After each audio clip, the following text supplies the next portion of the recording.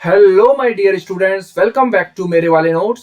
And this is our basic thermodynamics question series for GATE and ESE. देखिए हम लोग second law पर आ चुके हैं. सेकंड लॉ हमारा चैप्टर चल रहा है Carnot cycle and entropy. First law हम लोगों ने कंप्लीट कर लिया है with so many questions of GATE and ultimate level concepts. ठीक है. प्रीवियसली दो वीडियोज में हमने सेकंड लॉ के दो वीडियो कंप्लीट कर लिए जिसमें 5 क्वेश्चंस का हमने बनाया. ईच लेक्चर हमारा 5 क्वेश्चंस का होता है जिससे कि आपको ज्यादा टाइम लॉस ना करना पड़े और जल्दी टाइम में आप ज्यादा चीजें सीखो. यही हमारा एम है इस वीडियो लेक्चर सीरीज का. ठीक है. तो क्वेश्चन सीरीज को स्टार्ट करते हैं विद क्वेश्चन नंबर 11. 10 क्वेश्चन हम लोगों ने इसमें कर चुके हैं. इसमें बोला है 1 kilo mole of an ideal gas. बहुत अच्छी बात है. 1 kilo mole of ideal gas. तो एन कितना दे रखा है 1 किलो मोल. 1 किलो मोल. अच्छा 1 किलो कैसे लिखा जाता है. कुछ बच्चों को ये डाउट रहता है कि सर किलो को कैपिटल में लिखें या स्मॉल में लिखें. बेटा कैपिटल में नहीं लिखते, स्मॉल में लिखते हैं. ठीक है. ये ज्यादा सही होता है. ठीक है. खैर ये हमारा चर्चा का विषय नहीं है, ये तो क्लास में हम लोगों ने डिस्कस किया था. अभी क्वेश्चन कर लेते हैं. 1 kilo mole of an ideal gas is throttled from initial pressure of 0.5 mega pascal to 0.1 mega pascal.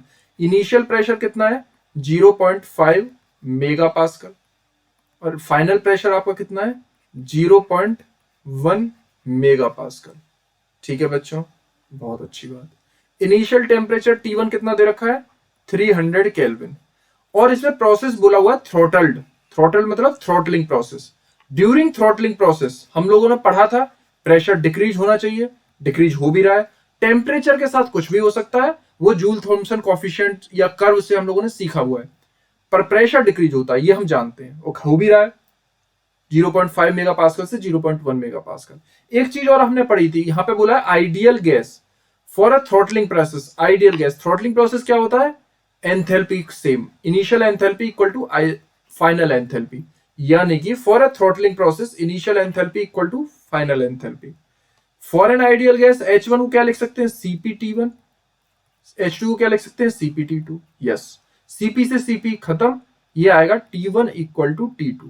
तो यहां पे हम ये मजबूर हो जाएंगे लिखने को कि जो टेम्परेचर इनिशियल है वही टेम्परेचर फाइनल भी होगा, सेम टेम्परेचर होगा. अब हमसे पूछा गया entropy change of the universe. पूरे एंट्रोपी जो दुनिया की एंट्रोपी चेंज बता दो. बेटा जब भी कभी आइडियल गैस दे रखा है आपको क्वेश्चन में आइडियल गैस, तो हम लोगों ने पढ़ा हुआ है एंट्रोपी चेंज ऑफ यूनिवर्स. इसका फॉर्मूला होता है, हमने डायरेक्ट क्लास में डेराइव कराया, ये याद नहीं डेराइव कराया है. क्या फॉर्मूला पढ़ा है हमने एम मास. अगर आप मास में निकाल रहे हो ठीक है ना, मास आप यूज करिए, ब्रैकेट लगाइए बड़ा वाला. Cp ln natural log T final upon T initial, बहुत खुशी की बात, minus R ln P final upon P initial. मैंने ये डेराइव कराया था, समझाया भी था और आइडियल गैस के लिए क्यों आया वो भी बताया. फिलहाल हमें ये फॉर्मूला याद है अच्छे से, हम इसको अप्लाई करेंगे. तो यहां पे इनिशियल कंडीशन क्या दे रखी है 1, फाइनल कंडीशन क्या दे रखी है बच्चों 2. तो इस क्वेश्चन को अप्लाई आगे बढ़ाते हुए हम इसको सॉल्व करते हैं. यूनिवर्स की दुनिया की एंट्रोपी निकालते हैं. कितनी आएगी मास ब्रैकेट लगा के Cp ln T2 upon T1 minus R ln P2 अपॉन P1. Okay my dear students, very good. ये खत्म हो जाएगा. सर क्यों खत्म कर दिया इसको बेचारे को. T1 इक्वल टू T2 बराबर है. क्यों बराबर है सर, थ्रॉटलिंग प्रोसेस है. थ्रॉटलिंग में ऐसा क्या हो गया आइसेंथैल्पिक है. आइसेंथैल्पिक में ऐसा क्या हो गया आइडियल गैस है. मेरी बात समझ में आ गई क्या. मैंने फिर से बताया कि इसको सर बेचारे को क्यों आपने कैंसिल आउट कर दिया, क्योंकि थ्रॉटलिंग प्रोसेस है. थ्रॉटलिंग प्रोसेस में आइसेंथैल्पिक. आइसेंथैल्पिक में देखिए थ्रॉटलिंग प्रोसेस से आइसेंथैल्पिक. आइसेंथैल्पिक मतलब enthalpy constant. Enthalpy for an ideal gas CpT1 equal to CpT2. Cp से Cp खत्म, T1 इक्वल टू T2. चलिए तो डेल्टा एस ऑफ यूनिवर्स क्या आ जाएगा, इसको आगे सॉल्व कर लीजिए. अब तो बस क्वेश्चन में कुछ बचा नहीं है, वैल्यू सब्स्टिट्यूशन बचा हुआ, खेल खत्म. मास, मास की वैल्यू क्या दे रखी है इसको जरा बाद में देखेंगे. m ये हो जाएगा माइनस R ln P2 अपॉन P1. अब कुछ बच्चे सोचेंगे सर मास तो दिया नहीं है, मोल्स दिए हैं, आप मोल्स में करिए इसको. कोई बात नहीं, हम मोल्स में कर देंगे. बेटा आप लोग सब जानते हैं PV इक्वल टू MRT, ये आइडियल गैस की इक्वेशन है. अगर हम इसको मोल्स में करेंगे तो ये आपने पढ़ा होगा PV equal to N R bar T. R bar मतलब यूनिवर्सल गैस कांस्टेंट, यहाँ पे कैरेक्टरिस्टिक गैस कांस्टेंट, दोनों अलग अलग चीजें हैं. ये दोनों अलग अलग चीजें अलग अलग डिस्क्राइब की हैं, अलग अलग इन पर क्वेश्चन भी सॉल्व किए हैं। चलिए, तो यहां पे हम कहानी को आगे बढ़ाते हुए लिखते हैं delta S of universe equal to minus M, minus को मैंने बाहर ले लिया, और सॉरी एम की जगह एन आ जाएगा, एन की जगह हम एन लिख सकते हैं, अभी अभी आपको बताया, क्योंकि हमको नंबर ऑफ मोल्स दे रखे हैं तो हमने इसको कन्वर्ट किया है, क्योंकि मास दे रखा होता तो फिर मास में करते, पर फिलहाल मोल्स दे रखे हैं तो एन लिख लीजिए। तो आर बार क्या हो जाएगा, आर की जगह आर बार, बाकी सब चीजें वही रहेंगी P2 अपॉन P1। बस खेल खत्म, पुट करिए डाटा, आंसर निकालिए। एन कितना दिया है 1 kilo mole, minus multiply are bar universal gas constant 8.314 L natural log P2 कितना दिया हुआ है 0.1 मेगा पास्कल, तो ऊपर लिखेंगे 0.1, नीचे लिखेंगे 0.5। इसको सॉल्व करेंगे तो माइनस में आएगा लॉग, क्योंकि न्यूमरेटर की वैल्यू कम है, डिनोमिनेटर की ज्यादा है, माइनस से माइनस खत्म हो जाएगा, तो ये आंसर आएगा 13.38 किलो जूल पर kelvin. This is your answer, this is your answer. कौन सा ऑप्शन है ये, A option, A option is right. ठीक है बच्चों, क्या यहां तक की कहानी समझ में आ गई सबको? Very very good. आगे बढ़ते हैं। अ solar energy based heat engine which receives 80 kilo joule of heat at 100 degree Celsius, 100 degree Celsius से वो 80 किलो जूल हीट लेता है, रिजेक्ट करता है 70 kilo joule heat to the ambient 30 degree. इसकी थर्मल एफिशिएंसी आपको बतानी है। चलिए हम बताएंगे इसकी थर्मल एफिशिएंसी कितनी होगी।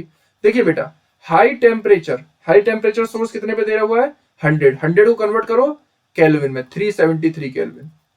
इससे जो हीट आ रही है Q1, उसकी वैल्यू कितनी दी हुई है Q1 की 80 किलो जूल, क्वेश्चन में मेंशन है। वेरी गुड, इससे आप हीट इंजन निकालना चाहते हो और उसकी एफिशिएंसी आपको चाहिए।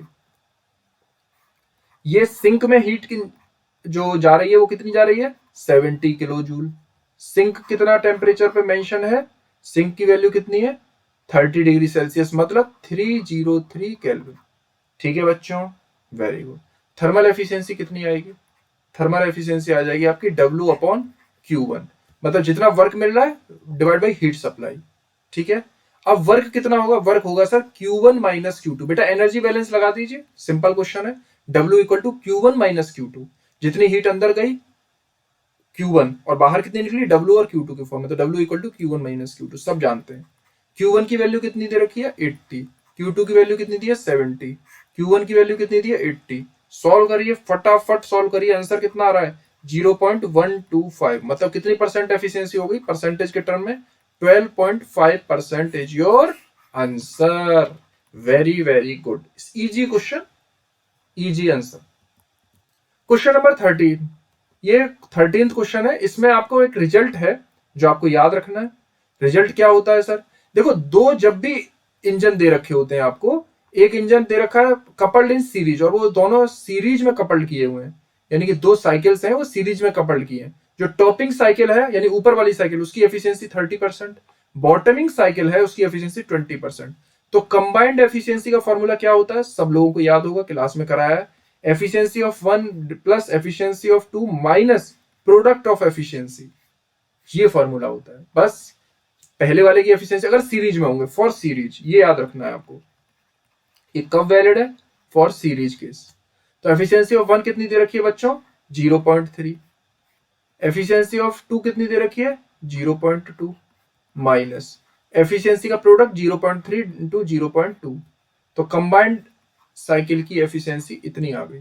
तो कंबाइंड साइकिल की एफिशिएंसी कितनी आ जाएगी बच्चों, ये आएगी आपकी 0.5 माइनस 0.06। ओके, तो कंबाइंड एफिशिएंसी की जो वैल्यू आएगी वो आएगी आपके पास 0.44, मतलब एफिशिएंसी हो गई कितना 44%। This is also one of the easy question, अगर फॉर्मूला याद हो। ये फॉर्मूला याद रखना है फॉर सीरीज के केस में, याद कर लीजिए बेटा इसको। ठीक है, याद रखना है आपको। इसके आंसर आ रहा है 44, बी ऑप्शन इज करेक्ट। चलिए आगे बढ़ाते हैं। अब कह रहा है कि for an ideal gas, underline the word ideal gas, the expression this, ये एक एक्सप्रेशन दे रखा है आपको, is always equals to.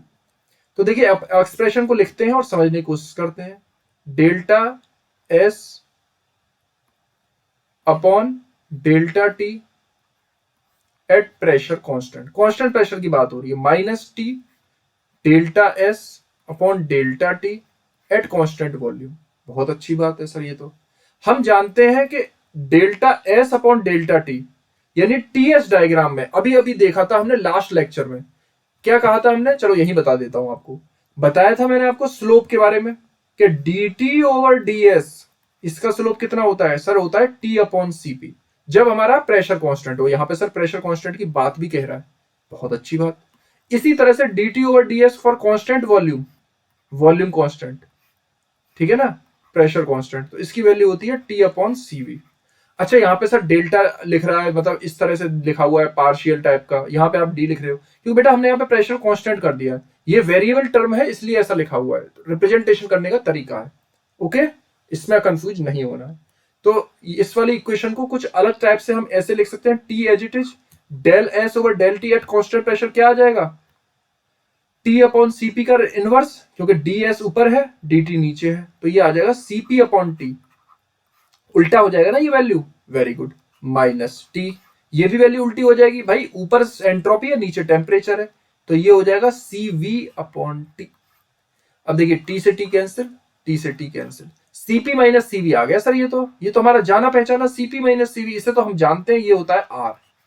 CP minus CV ideal gas के लिए आर होता है, ये तो हम जानते हैं, तो सही है, फिर आगे बढ़िए, जानते हैं तो ये चीज सब बच्चों को पता है। सीपी माइनस कैसे बनी है, सीपी माइनस सीवी, क्योंकि बेटा ऊपर एंट्रोपी है नीचे टेम्परेचर है, तो अगर dt over ds T upon CP है तो ds ओवर dt क्या हो जाएगा, सीपी अपॉन टी, और जब ये कट जाएंगे टी से T, CP minus CV R आ जाएगा। चलिए आगे चलते हैं। क्वेश्चन नंबर 15, इसमें कह रहा है system undergoes a state change from 1 to 2 according to second law of thermodynamics, second law of thermodynamics, for the process to be feasible the entropy change S2 minus S1 of the system।